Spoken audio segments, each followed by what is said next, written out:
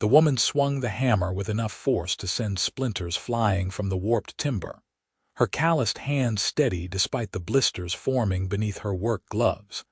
And when the beam cracked clean through instead of settling into place, she did not scream or cry but simply wiped the sweat from her brow and reached for another plank from her dwindling pile.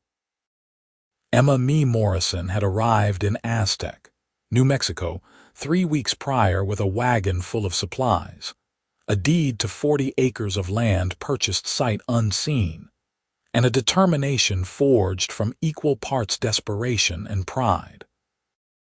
The year was 1883, and women did not typically strike out alone to build homesteads in territories where the bones of failed settlements littered the desert floor like ancient warnings. But Emma had left behind a life in St. Louis that offered nothing but servitude and compromise, and she would sooner die under this relentless sun than return to a city that had never felt like home. The land itself seemed to resist her efforts. Tools disappeared overnight only to reappear in impossible locations. The ground refused to hold stakes properly, spitting them back up after she had driven them deep. Twice she had awakened to find her entire day's work undone, beams scattered as though a great wind had torn through her construction site, though the air had been perfectly still. The Apache who passed through on their way to more hospitable territory would not meet her eyes when she asked about the property. The few settlers in the area proper spoke in hushed tones about the land, mentioning a Mexican family who had tried to ranch there in the 40s before vanishing without a trace, and a prospector who had blown his own head off after spending just 3 nights in a tent on the eastern ridge. Emma did not believe in curses. She believed in work, in the solid reality of wood and nail and stone. Superstition was for people who had the luxury of alternatives, and she had none. The sun had reached its apex, turning the landscape into a shimmering expanse of heat and light when she heard the wagon approaching. The sound of wheels on hard, packed earth carried far in this country, and she had learned to identify the various travelers who used the old trail that cut through the northern section of her property. This was a heavy wagon, judging by the deep rumble, pulled by at least 2 horses. She straightened from her work, one hand instinctively moving to the rifle she kept propped against the half-finished wall frame. The wagon that crested the low rise was loaded with fresh-cut lumber, the yellow pine bright against the weathered wagon bed. The man driving it sat with the easy posture of someone who had spent more of his life on horseback and in wagon seats than on solid ground. He was young, perhaps 26 or 27, with dark hair that needed cutting and a face tanned the deep brown of someone who worked outdoors year-round. He wore a faded blue shirt with the sleeves rolled to his elbows, revealing forearms corded with muscle, and a hat that had seen better days but still served its purpose of keeping the sun off his face. He brought the wagon to a halt 20 feet from her construction site and remained seated for a moment, studying the scene with careful attention. Emma kept her expression neutral, her stance suggesting she was neither welcoming nor hostile, simply waiting. Men in this territory could be helpful or dangerous, and she had learned not to assume which until they showed their intentions clearly. "That is some ambitious building you are working on," he said finally, his voice carrying a slight drawl that marked him as someone from farther south, maybe Texas or the southern New Mexico settlements. "Planning on finishing before winter." "That is my intention," Emma replied, not moving from her position. "Is there something I can help you with?" The man swung down from the wagon seat with fluid grace, landing lightly despite his height. He was taller than Emma had initially estimated, well over 6 feet, with broad shoulders and the lean build of someone who did hard physical labor regularly. He did not approach closer, but instead gestured to the lumber in his wagon. Name is Cole Vaughn. I run a timber operation up in the mountains west of here. Was supposed to deliver this load to a ranch about 15 miles south, but when I got there yesterday, I found the place abandoned. Looks like they pulled out sometime last month. Rather than haul it all the way back up the mountain, I thought I might find someone who could use it. His eyes moved over her partially constructed cabin walls, the pile of broken and warped wood nearby, the obvious signs of struggle and setback. Seems like you might be that someone. Emma's jaw tightened. She had enough money left to buy food for perhaps another month, but not enough to purchase lumber at any price that would be remotely fair to the seller. I appreciate the offer, but I cannot afford what that lumber is worth. Cole Vaughn tilted his head slightly, considering her words. Did not mention selling it. The ranch already paid me, and they are not around to take delivery. I am offering it to you because hauling it back does not make sense, and I would rather see it used than left to rot somewhere. Nothing in this world is free, Mr. Vaughn. Cole, he corrected. And you are right about that, but sometimes the payment is not money. He glanced again at her construction, at the way the frame tilted slightly to the left, at the gaps where boards did not meet properly. Looks like you could use some help with the building itself. I spent 5 years working construction in Santa Fe before I went into the timber business. I know what I am doing with hammer and saw. Emma studied him carefully, looking for the angle, the hidden price that men always seem to attach to offers of assistance. But his expression remained open, almost friendly, without the calculating look she had learned to recognize. You are offering to help me build my cabin in exchange for taking the lumber you cannot deliver. I am offering to help you build your cabin because I am headed back up to my camp, and this is on my way. And because it looks like you have been fighting this project alone for a while now, and because leaving someone to struggle when I have the means and skills to help seems like a poor way to live.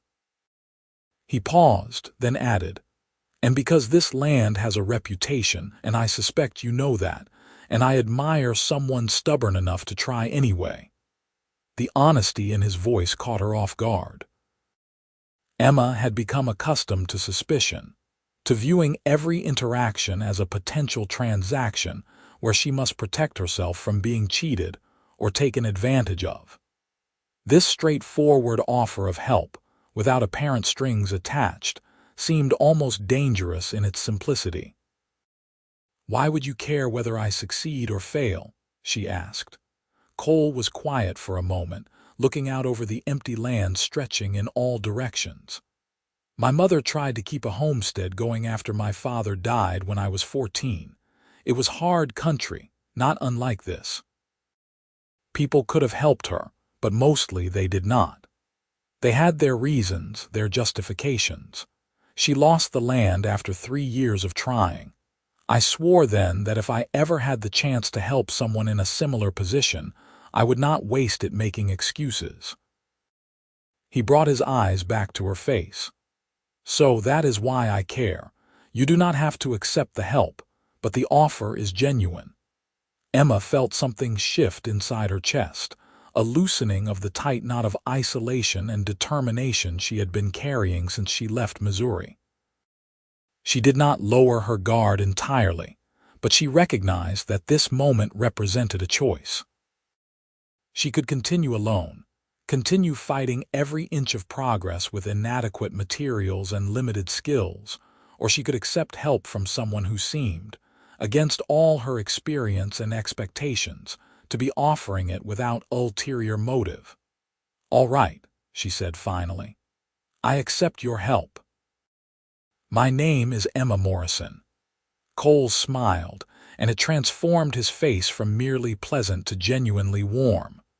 "Pleased to meet you properly, Mae Morrison. Now, how about we get this lumber unloaded and take a look at what you have built so far?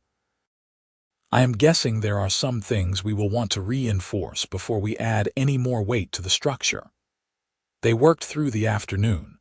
Cole assessing the existing construction with a practiced eye while Emma helped him unload the lumber from the wagon.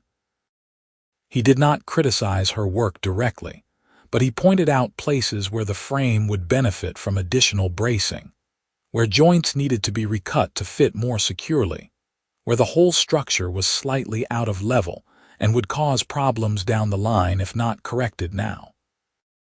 "This is not bad work for someone who learned as they went," he said, examining one of the corner posts. "The problem is the ground itself. See how this whole section has shifted. The earth here does not want to hold steady. We need to dig deeper foundations and set the posts in stone." Emma wiped sweat from her face, leaving a streak of dust across her cheek. "I noticed the ground seemed unstable, but I thought if I just drove the stakes deep enough it would hold. In normal soil, yes. But this earth has too much sand mixed in, and something about the way water moves underneath keeps everything shifting. The Apache have stories about this area, about why they never camped here even when they controlled all the territory around. Something about the land being angry." "You believe that?" Emma asked, unable to keep the skepticism from her voice. Cole shrugged, taking off his hat to run a hand through his sweat-dampened hair. "I believe there are things in this world we do not fully understand. I have seen enough strange occurrences in the territories to know that dismissing everything as superstition is as foolish as believing every tale without question. But whether the land is cursed or just difficult, the solution is the same. We build smart, we build strong, and we do not give up." They worked until the light began to fail, accomplishing more in those few hours than Emma had managed in the previous 3 days. Cole moved with the efficiency of long practice, measuring twice and cutting once, wasting no motion or material. He had a way of explaining things as he worked that made Emma understand not just what to do but why, teaching her the principles behind the construction so she could apply them herself. As the sun dropped toward the horizon, painting the sky in shades of orange and gold, Cole wiped his hands on his pants and surveyed their progress. "We have made a good start. With the proper materials now and 2 sets of hands, we can have this cabin weatherproof inside of 2 weeks. Emma felt her stomach tighten. 2 weeks? You intended to stay and help for 2 weeks. Was planning to head back to camp tomorrow, but I can delay that. My crew knows what they are doing and we are between major jobs right now. I have the time if you will accept the help." "I cannot pay you," Emma said bluntly. "I have maybe $30 left to my name, and that needs to last me until I can get some kind of crop in the ground or find work in town." Cole began gathering tools, setting them carefully aside for the next day's work. "Did I ask for payment?" "No, but then stop trying to invent debts where none exist." His tone was gentle but firm. "I offered help because I wanted to help. You accepted. That is the entire arrangement. If it makes you feel better, consider it an investment in having a good neighbor. Your land borders the road I use to get timber down from the mountains. Having someone reliable living here benefits me in the long run." Emma wanted to argue further, but exhaustion was catching up with her, and the simple truth was that she desperately needed the help. Pride was a luxury she could not afford right now. "All right, thank you. I have a tent set up over by those rocks. It is not much, but you are welcome to share the space. I have beans and cornbread for dinner. I have supplies in the wagon, including coffee and some salt pork. We can pool resources." Cole paused, then added carefully, "If it makes you more comfortable, I can sleep under the wagon. I do not want you to feel like accepting my help means accepting anything else." The consideration in his words, the awareness that a woman alone might feel vulnerable having a strange man share her camp, spoke well of his character. Emma nodded. "Under the wagon is fine. I appreciate you understanding." They prepared dinner together as full darkness fell, and the temperature dropped rapidly the way it did in desert country. Cole proved skilled with the campfire, building it in a way that produced maximum heat with minimal smoke.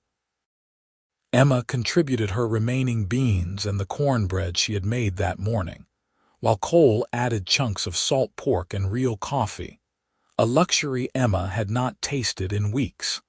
As they ate, Cole asked about her background, how she came to be in New Mexico attempting to homestead alone. Emma found herself talking more than she had in months, explaining about her life in St. Louis, about the factory work that paid barely enough to cover a shared room in a boarding house, about the men who assumed a woman alone must be available for their attention, about the slow suffocation of a life that promised nothing but more of the same until she was too old to work, and then nothing at all. "I saw an advertisement for land grants in the territories," she said, staring into the fire. "The Homestead Act meant I could claim land if I was willing to work it. It seemed like the only chance I would ever have to build something that was truly mine. So I saved every penny I could for 2 years, bought a wagon and supplies, and headed west. By the time I got here and saw the land, I had already invested everything I had. Turning back was not an option."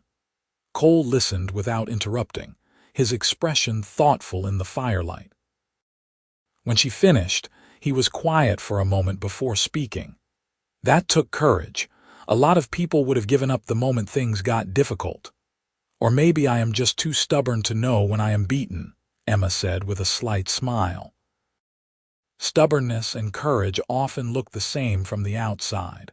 The difference is whether you succeed or fail. He poured more coffee into her tin cup. "For what it is worth, I think you will succeed.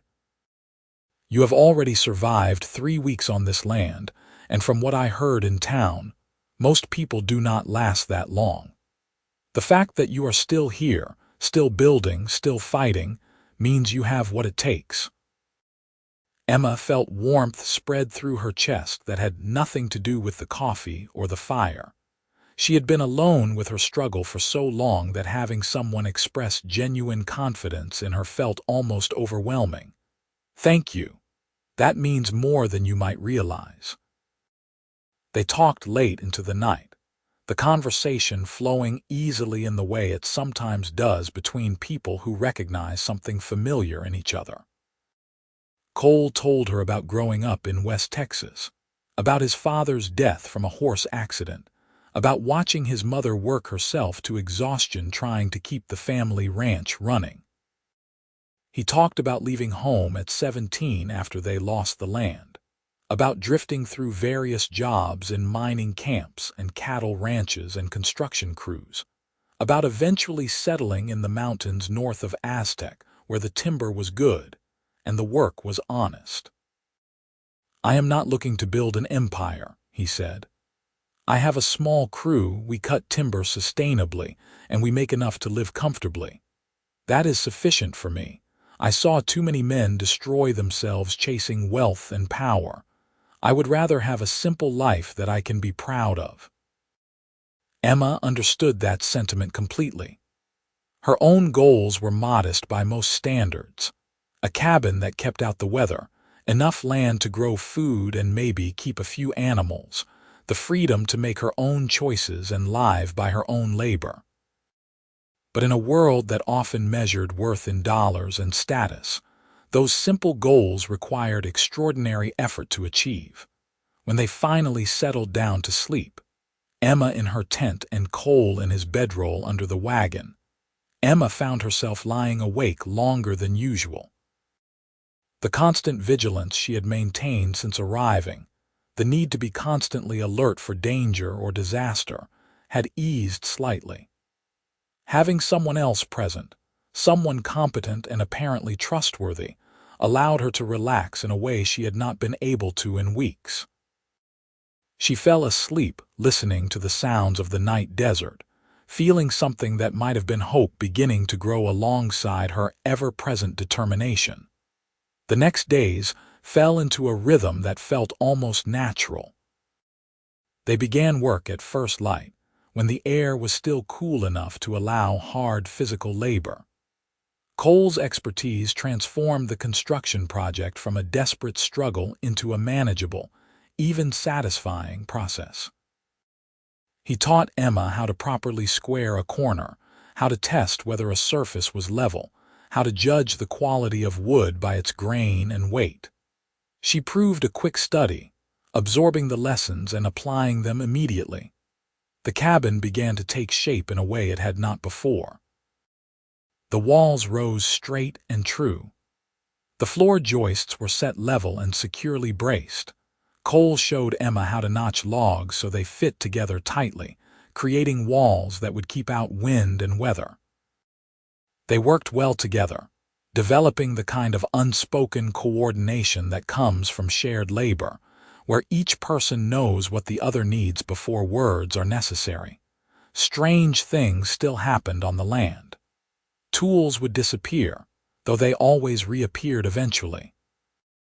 Once, Emma woke to find their entire woodpile rearranged into a circular pattern that neither of them had created. Another morning, they discovered that a section of wall they had completed the previous day had collapsed overnight, though the construction had been sound, and there was no explanation for the failure. Cole did not dismiss these occurrences, but neither did he allow them to stop the work. "Whatever is here, cursed or not, it has not actually hurt you," he observed after the wall collapse. "It has made things difficult, but it has not made them impossible. That suggests to me that persistence is the answer.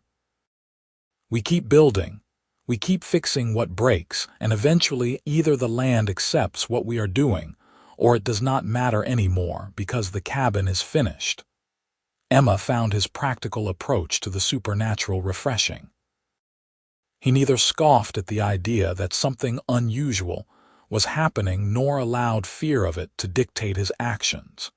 He simply acknowledged the reality and continued working. As they worked side by side day after day, Emma found herself noticing things about Cole that had nothing to do with his construction skills. The way his eyes crinkled at the corners when he smiled. The patient tone he used when explaining something, never condescending or frustrated if she did not understand immediately. The careful way he moved, economical and graceful despite his size. The sound of his laugh when she said something that amused him, genuine and warm. She noticed, too, the way he looked at her sometimes when he thought she was not paying attention. Not with the predatory assessment she had learned to expect from men, but with something softer, almost wondering. He treated her with a respect that went beyond mere politeness, valuing her opinions on the construction decisions, listening when she talked about her plans for the land, taking her seriously in a way that most men simply did not with women. One evening, about a week into their work together, they sat by the fire after dinner and Emma asked the question that had been nagging at her. "Why are you not married?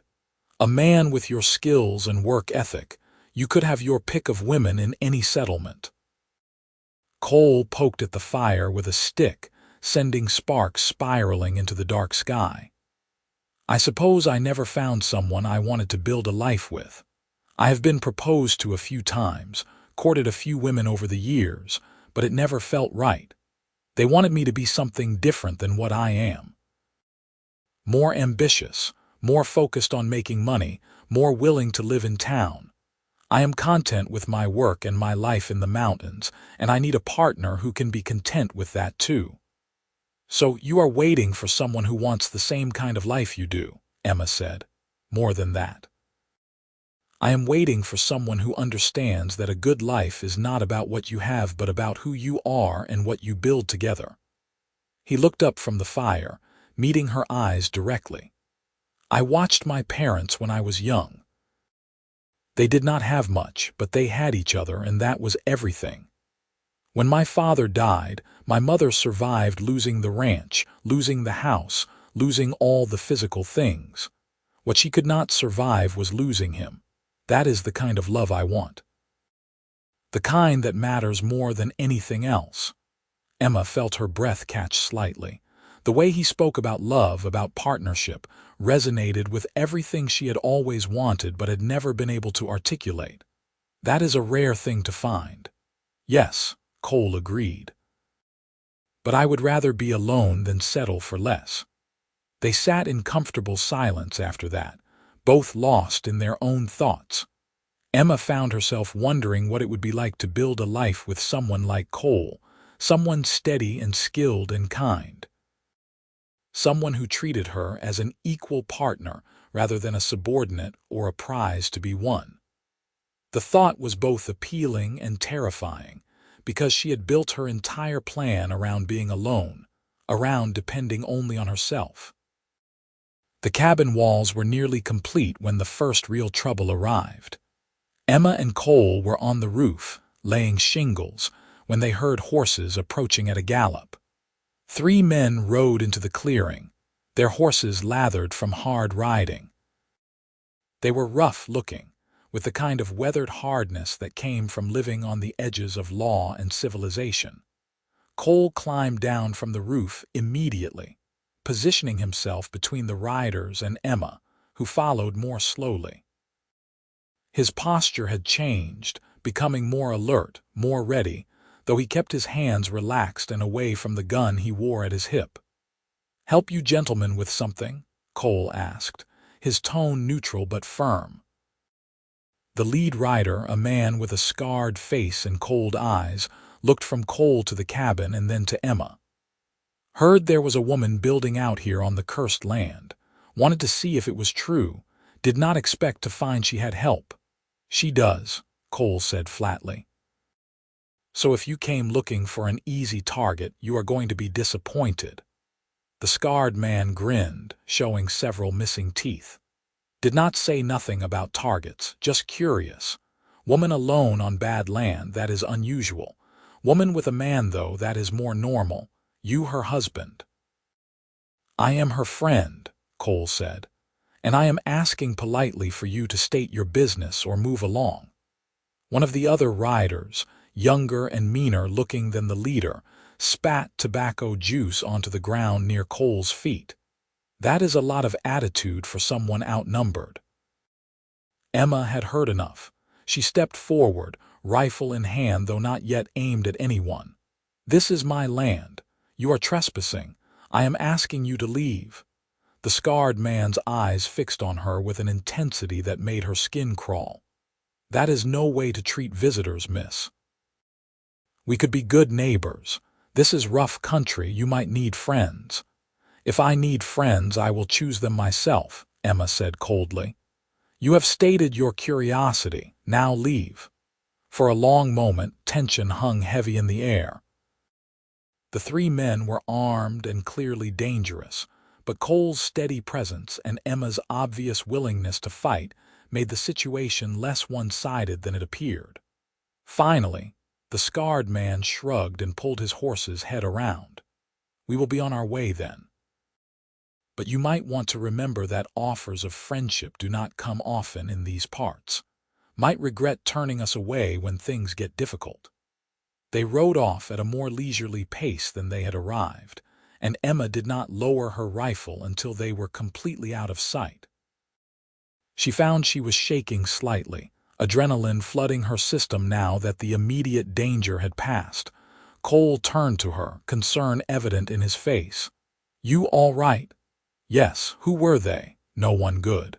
I have seen men like that before. They probably heard about you being out here alone and came to see if there was an opportunity for robbery or worse. Finding me here changed their plans." He paused, his expression darkening. "Emma, I do not want to tell you what to do with your land, but those men might come back when I am gone." "Have you thought about what you will do if they return?" Emma's jaw set stubbornly. "I will defend my property. I am not abandoning what I have built. I am not suggesting you should, but maybe you should not be alone out here. At least not until you are more established and have some nearby neighbors you can count on." "And what do you suggest? I live in town and ride out here every day. That defeats the entire purpose of homesteading. I need to be on the land continuously to meet the requirements of the claim. Cole ran a hand through his hair, frustrated but clearly worried.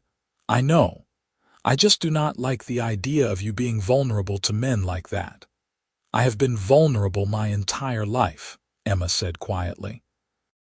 At least here I have land to defend, and the freedom to shoot anyone who threatens me without worrying about legal consequences. That is more than I had in the city. He looked at her for a long moment, something shifting in his expression. You are right. I am sorry. I do not have the right to question your choices. You have the right to be concerned. I appreciate it. But I am not changing my plans because of 3 dangerous men.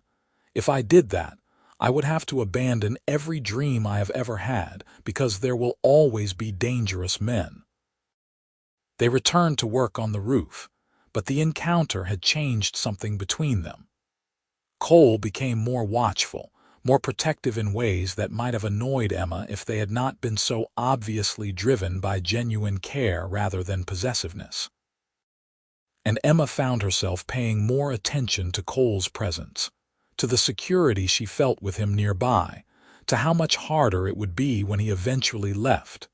That night, Emma voiced the thought that had been growing in her mind. How much longer before you need to return to your timber operation? Cole looked up from the harness he was mending. Honestly, I probably should have gone back a week ago, but I want to see this cabin finished. Another few days should do it. And then you will leave. It was not a question. I will need to check on my crew, make sure everything is running smoothly, but I could come back if you wanted me to. Emma's heart beat faster. Why would you do that? Because I do not want to leave you alone out here, especially not after today, and because I enjoy your company. And because I have been trying to figure out how to tell you that somewhere in the last 2 weeks, this stopped being just about helping a neighbor and became something more important to me. The honesty in his voice made Emma's throat tight. Cole, I cannot ask you to disrupt your life for me. You are not asking, I am offering. He set aside the harness and moved closer, his expression serious. Emma, I know this is fast. I know you came out here to be independent, to build a life on your own terms. I am not trying to take that away from you. But I also think that sometimes the best lives are built with another person. I would like to build something with you, if you are willing. Emma felt emotions warring inside her. Fear of depending on someone, of losing the independence she had fought so hard to claim. Hope that maybe she could have both self-sufficiency and partnership.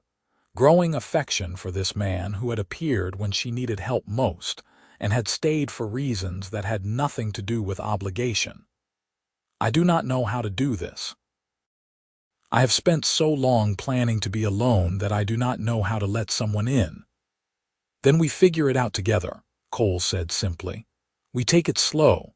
I go back to my camp, make sure things are settled there. I come back here regularly to help with the cabin and the land. We see how things develop. No pressure, no promises we are not ready to make. Just 2 people who enjoy each other's company, spending time together and seeing where it leads. It was such a reasonable proposal that Emma could not think of a good argument against it. More than that, she did not want to argue against it. The thought of Cole leaving permanently, of never seeing him again, created an ache in her chest that she could not ignore. All right. Yes, I would like that. Cole's smile was like sunrise, bright and warm and full of promise. Good. That is good. They finished the cabin 3 days later. It was not fancy, but it was solid and weatherproof, with a good stone fireplace, real windows with shutters, and a door that hung straight and closed securely. Emma stood inside her completed home, looking around at walls that were level and true, at a roof that would keep out rain and snow, at the physical manifestation of her determination and Cole's skill, and felt tears prick her eyes. It is perfect, she said. Cole, standing beside her, shook his head. It is a good start. You still need furniture, shelves, probably a porch eventually. But yes, it is a solid home. You should be proud. We should be proud. I could not have done this without you. You would have found a way. It would have taken longer and been harder, but you would have done it. He turned to face her directly. Emma, I need to head back to my camp tomorrow, but I want to come back in a week. Is that all right? Yes, I will be here.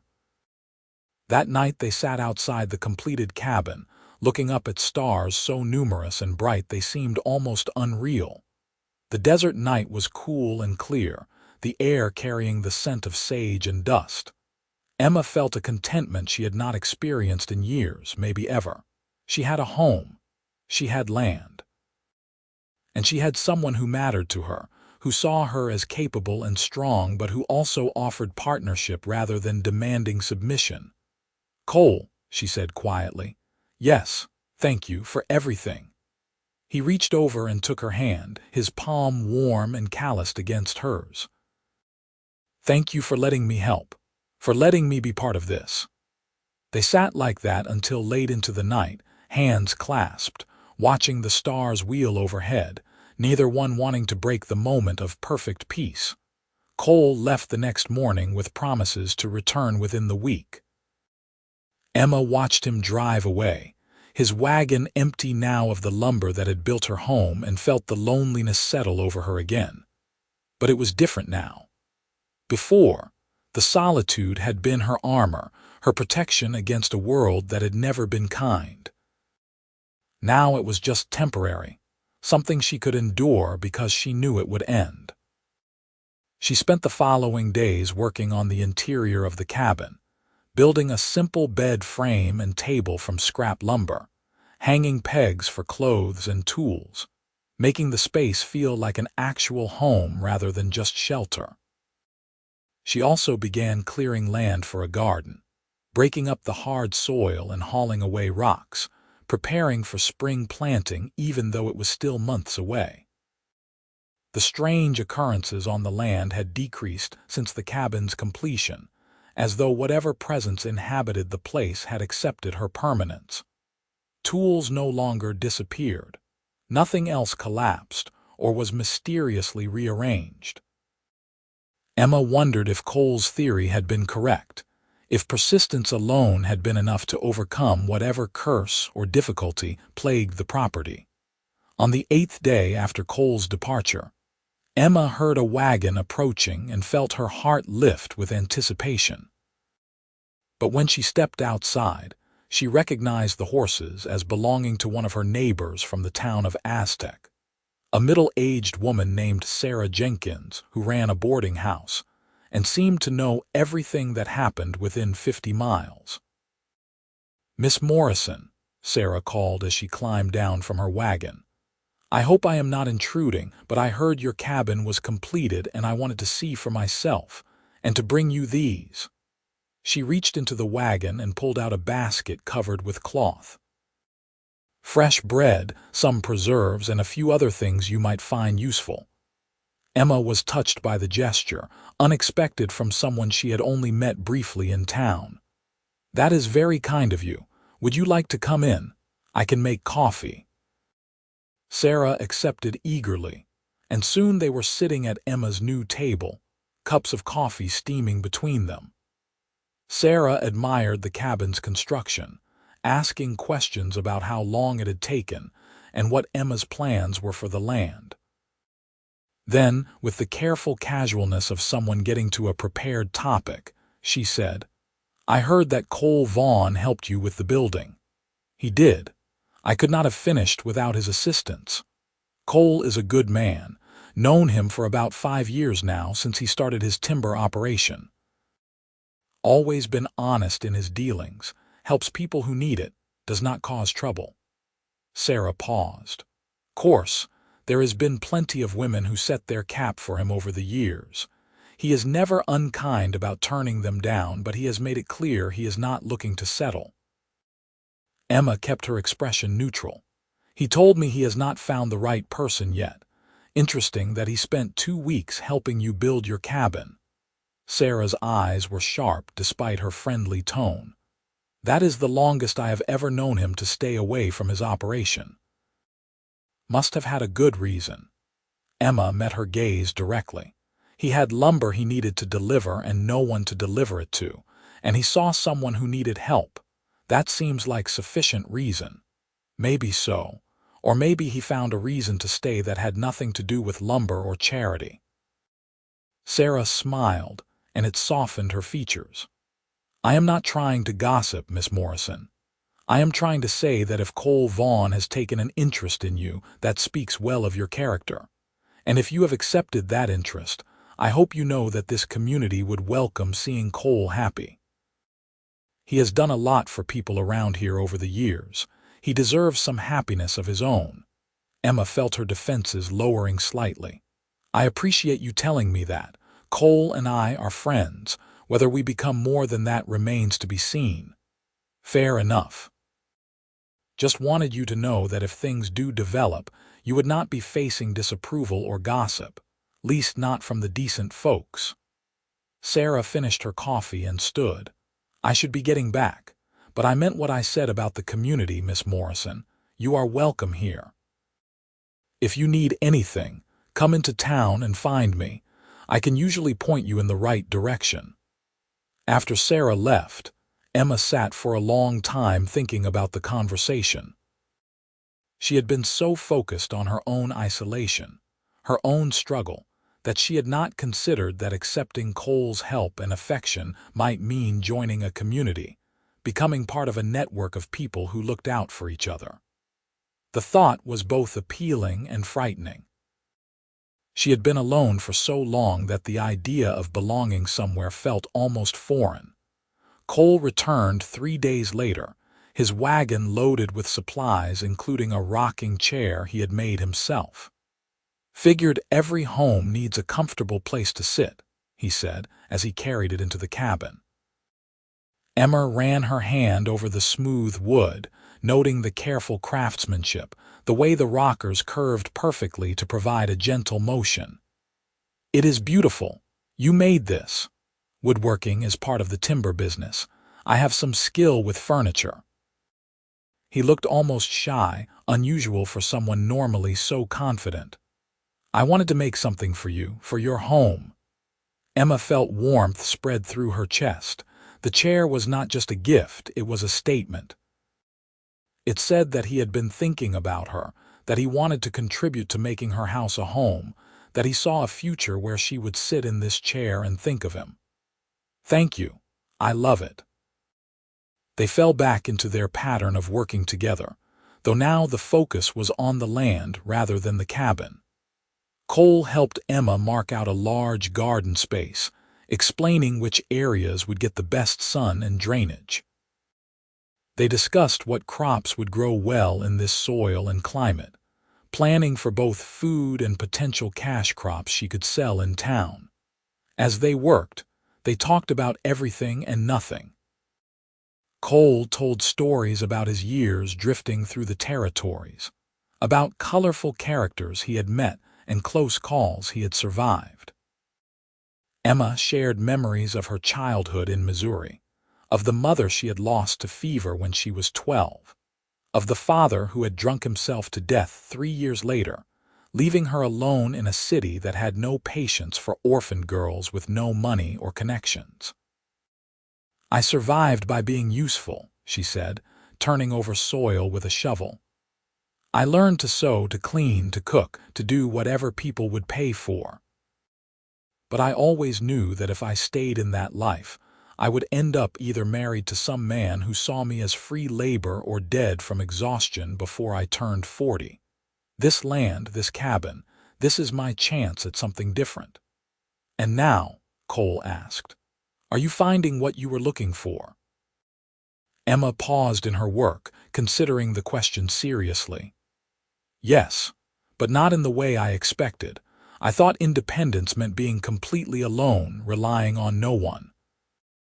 But I am learning that maybe real independence is choosing who you rely on, building partnerships based on mutual respect rather than necessity or desperation.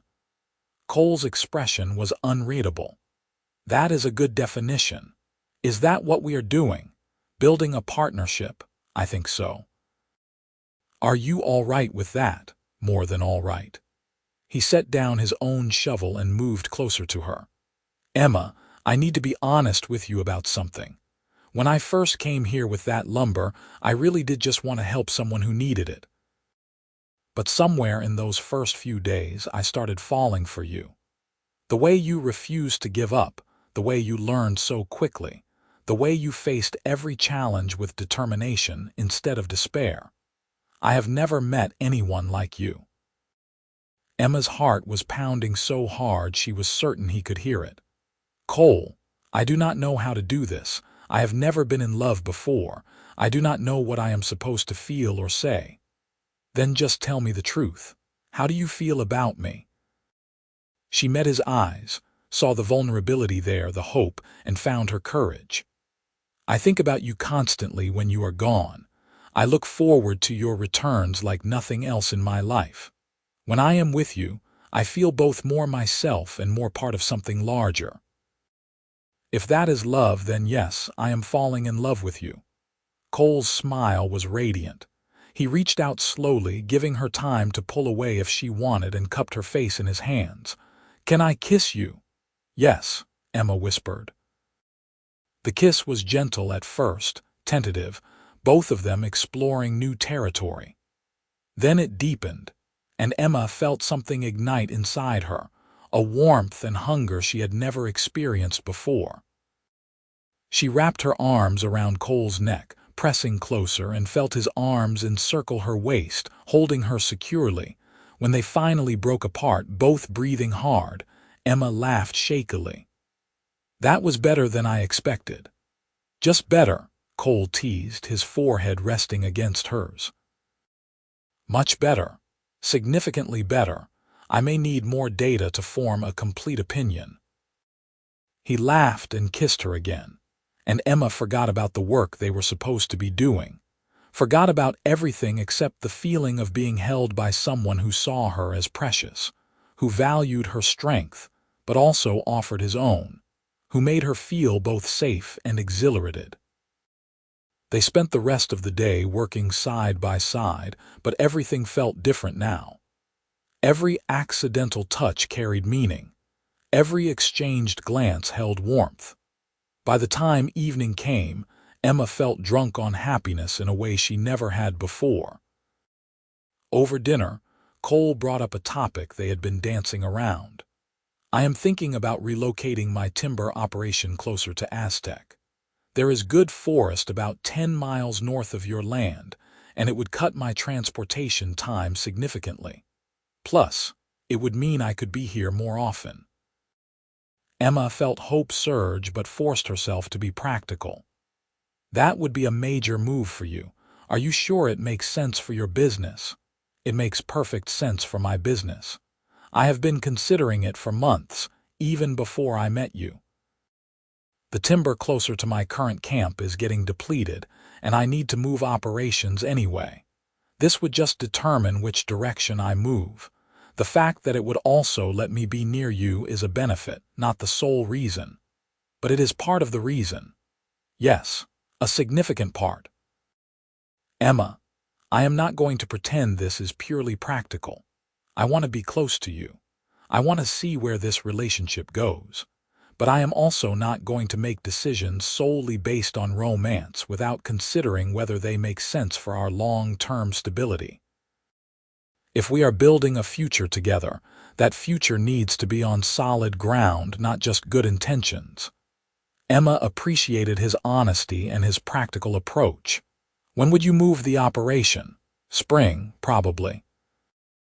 That gives me time to scout the best location, move my equipment and crew, set up a new camp.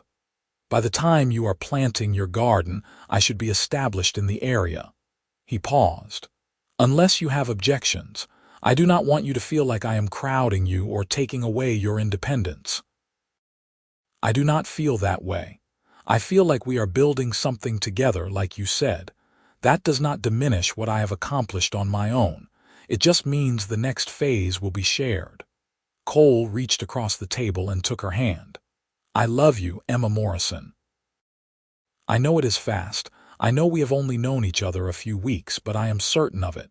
You do not have to say it back. I just needed you to know."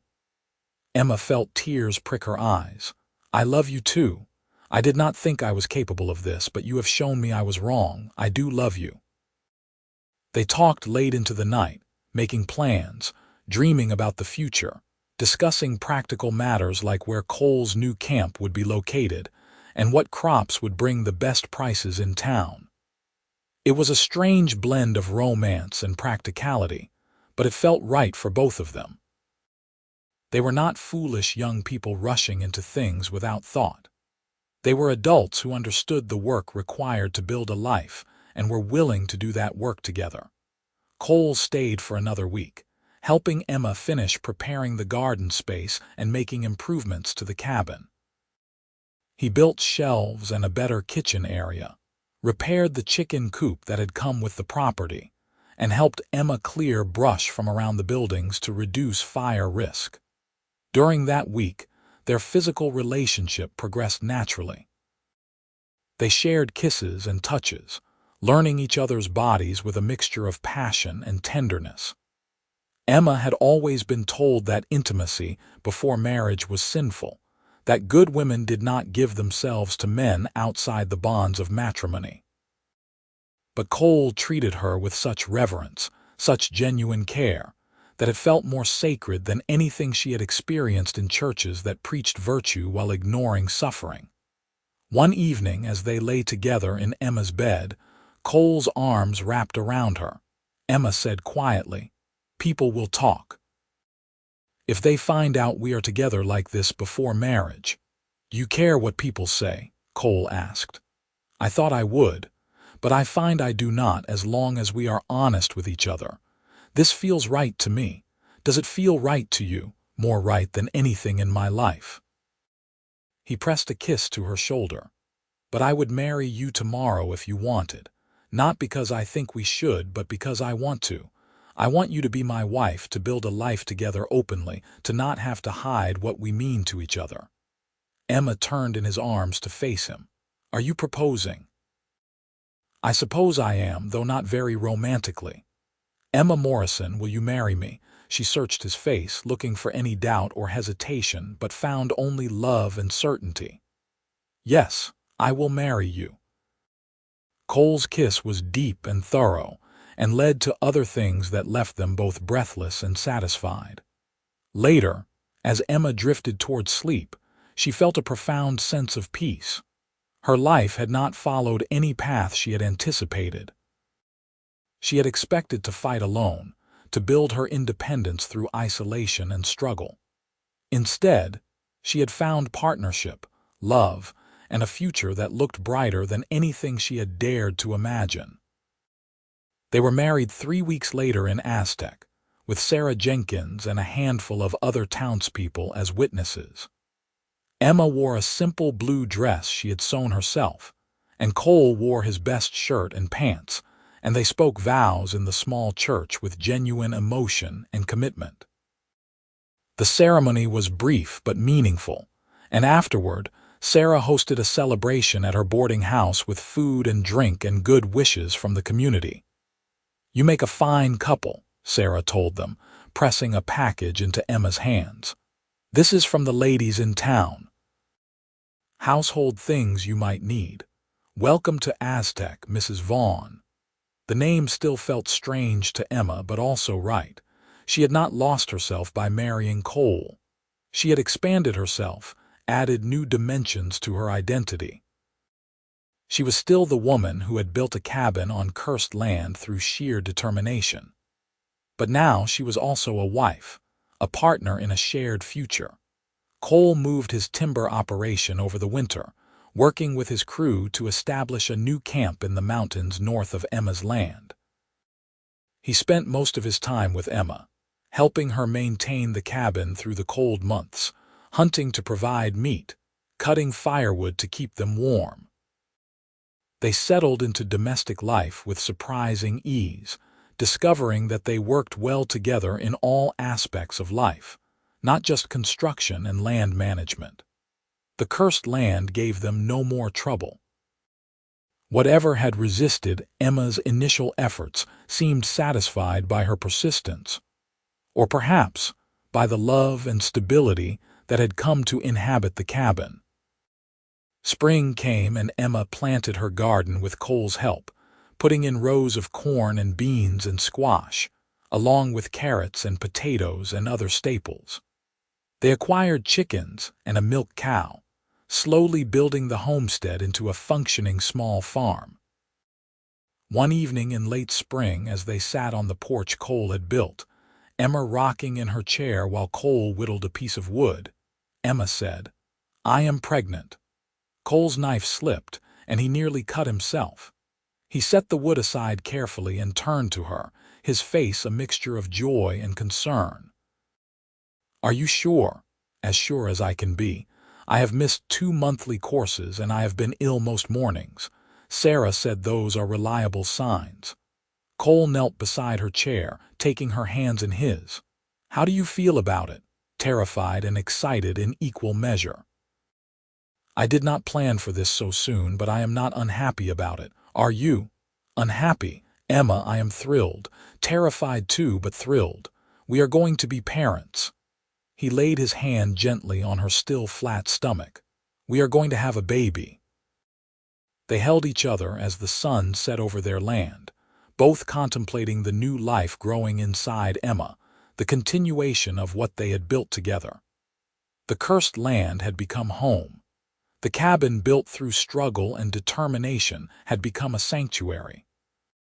And the partnership forged in work and respect had become love that would now create new life. The pregnancy was not easy. Emma suffered from severe morning sickness that lasted well into the afternoon for the first few months. She was exhausted constantly, her body demanding rest even as the work of the farm demanded her attention.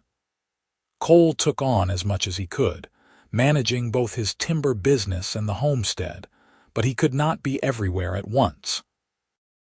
Sarah and other women from town began visiting regularly, bringing food and advice and practical help.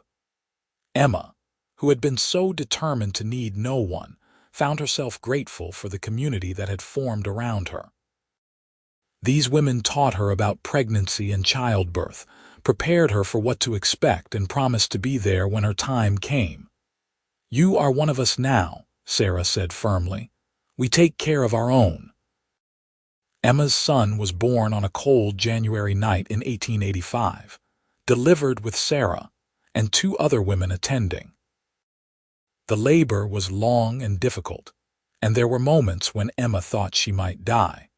But Cole stayed by her side the entire time, holding her hand, encouraging her, refusing to leave even when the women suggested he might be more comfortable elsewhere. When the baby finally emerged, screaming lustily, and Sarah placed him in Emma's arms, Emma felt something shift fundamentally inside her. She had thought she understood love when she fell for Cole, but this was different, more primal and fierce. She would kill anyone who threatened this tiny, perfect human she had created. "What should we name him?" Cole asked, touching his son's tiny hand with wonder.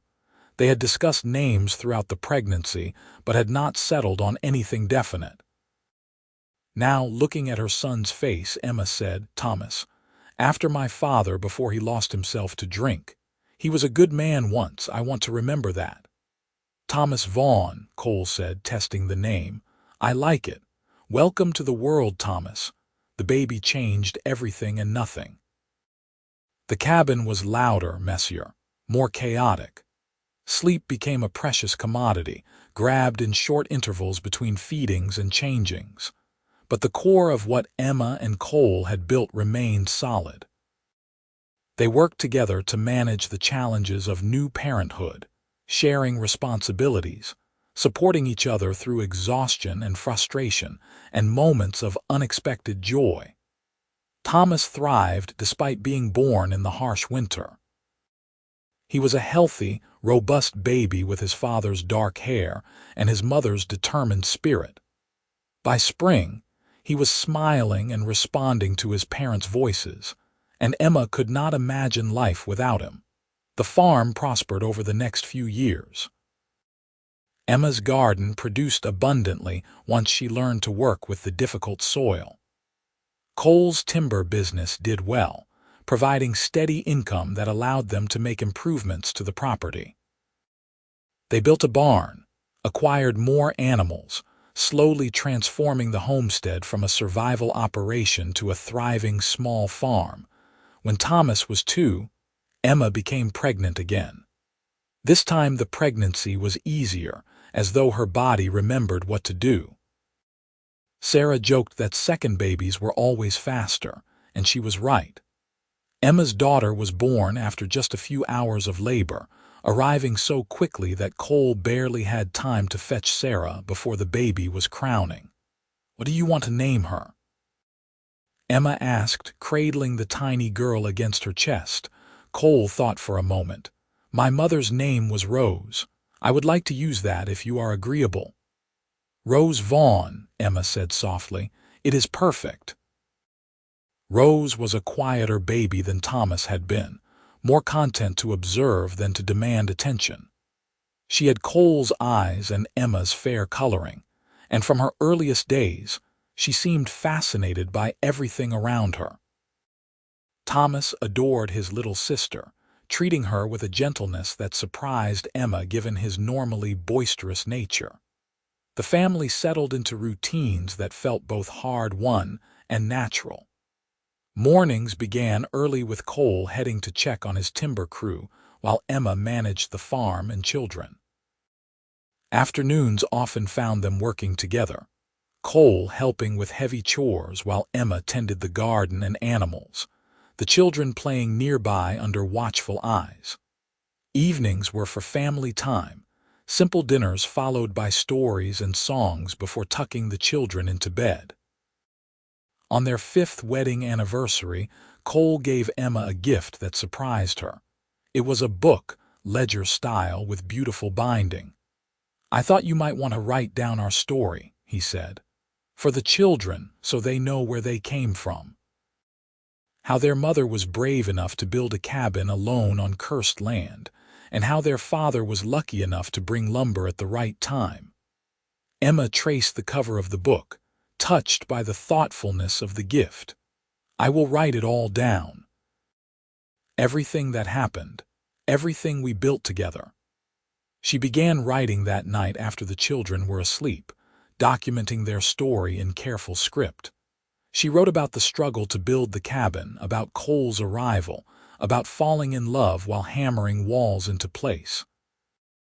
She wrote about the cursed land accepting their presence, about becoming part of a community, about the births of their children and the life they had created. As she wrote, Emma reflected on how different her life was from what she had imagined when she first came to New Mexico. She had envisioned solitary independence, proving she needed no one. Instead, she had found partnership, family, community, and a home that was so much more than just shelter. The cursed land had tested her and ultimately given her everything she had never dared to hope for. When Thomas was 8 and Rose was 6, Cole came home one evening with unusual news. The territorial government is organizing settlements along the San Juan River. They are looking for established families to relocate and help develop the area. The land grants are substantial, much larger than what we have here. Emma looked around their cabin, at the walls she and Cole had built together, at the land she had claimed through determination and stubbornness. "Are you suggesting we move?" "Not suggesting, just informing. I wanted you to know about the opportunity, but I am happy here. We have built something good. I do not need more land or new challenges." Emma considered the offer seriously. Part of her was still that woman who had struck out alone to claim her fortune, who wanted to push boundaries and build empires.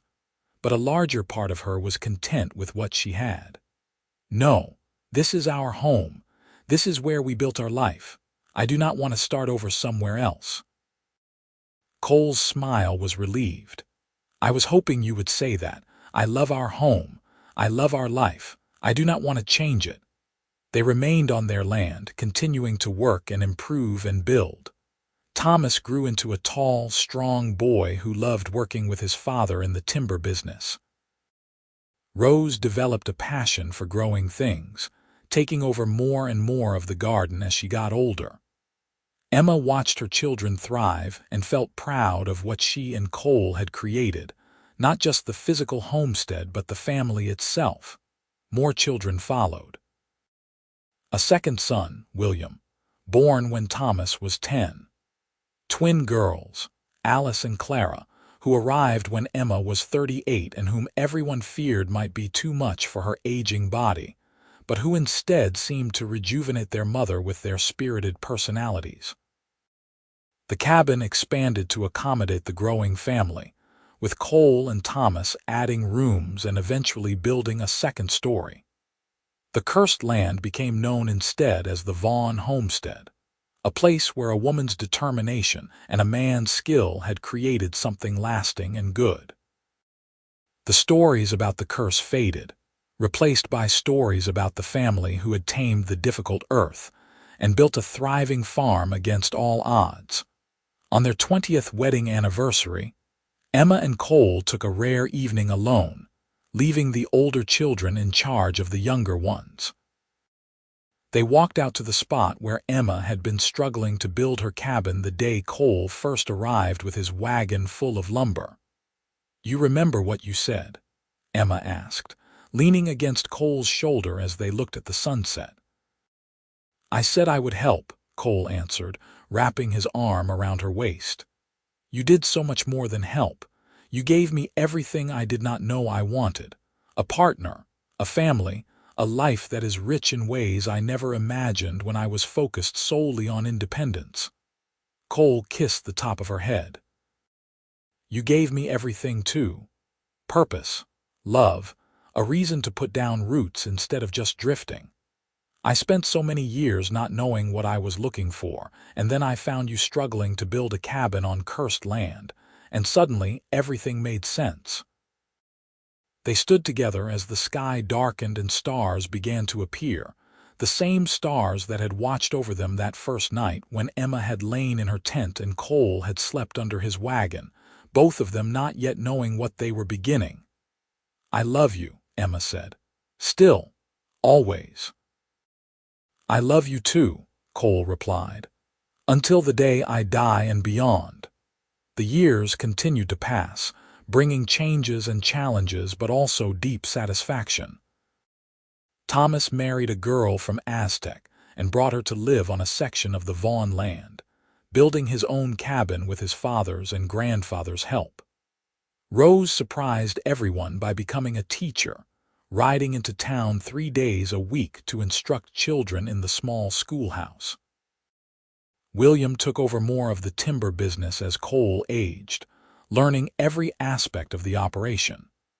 The twins developed distinct personalities despite their identical looks, Alice becoming fascinated with medicine and healing while Clara shared her father's woodworking talents. Emma and Cole grew old together, their bodies bearing the marks of hard work and long years, but their love remaining strong. They spent evenings on their porch, the one Cole had built so many years before, watching their grandchildren play in the yard, marveling at how one decision to accept help had led to this abundant, overflowing life. When Emma was 63, she fell ill with pneumonia during a particularly harsh winter. Cole nursed her through it with the same dedication he had shown throughout their marriage, never leaving her side, holding her hand through fevers and chills. She recovered, though more slowly than she would have in her youth, and the illness left her weaker than before. "I am not ready to leave you yet," she told Cole as she convalesced. "We have too much left to do." "We have all the time we need," Cole assured her, though they both knew that was not entirely true. They were in their 60s now, living on borrowed time in a place where life was hard and medical care limited. But Emma did recover, regaining enough strength to return to her garden, to hold her great-grandchildren when Thomas's daughter had twins of her own, to continue living the life she and Cole had built together.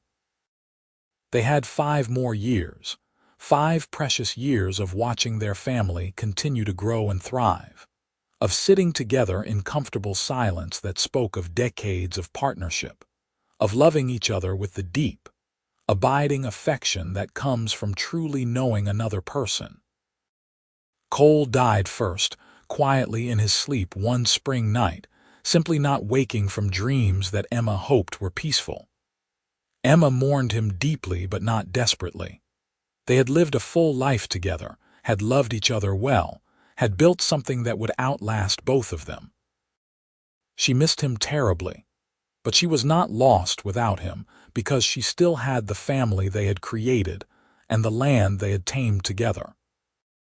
Emma lived another 3 years after Cole's death, spending her days with her children and grandchildren, working in her garden until the very end, writing in the book Cole had given her so many years before.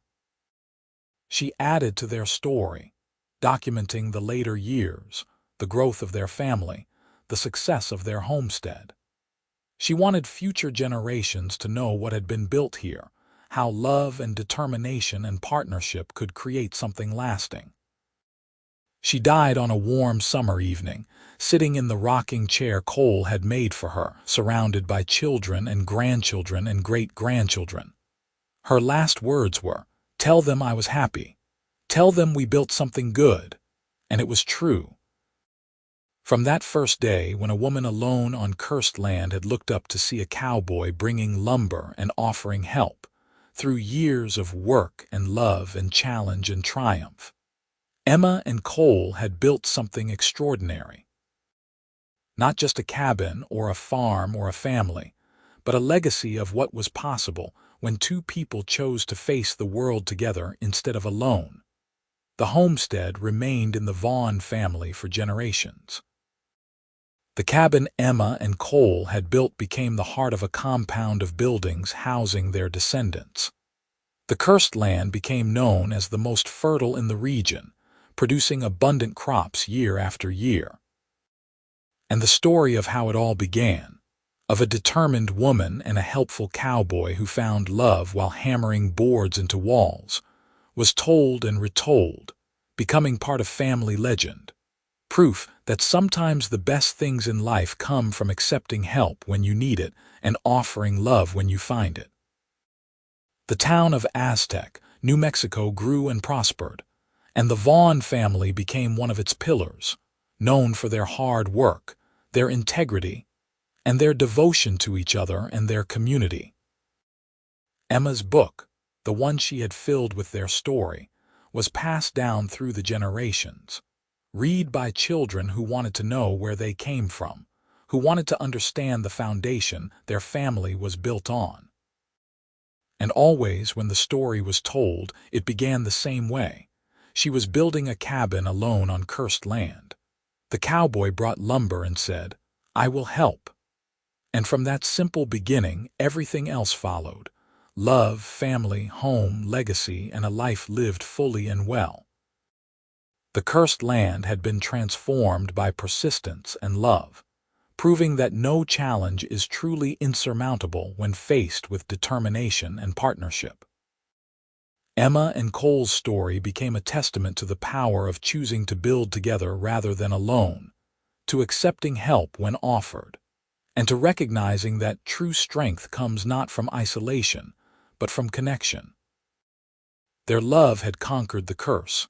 Their partnership had tamed the difficult land, and their family would continue for generations, all because a woman working alone had been willing to accept help, and a man passing by had been willing to offer it. The legacy they left was not just land or buildings or even family, but the knowledge that the best things in life are built together, one board at a time, with love as the foundation and trust as the frame supporting everything else.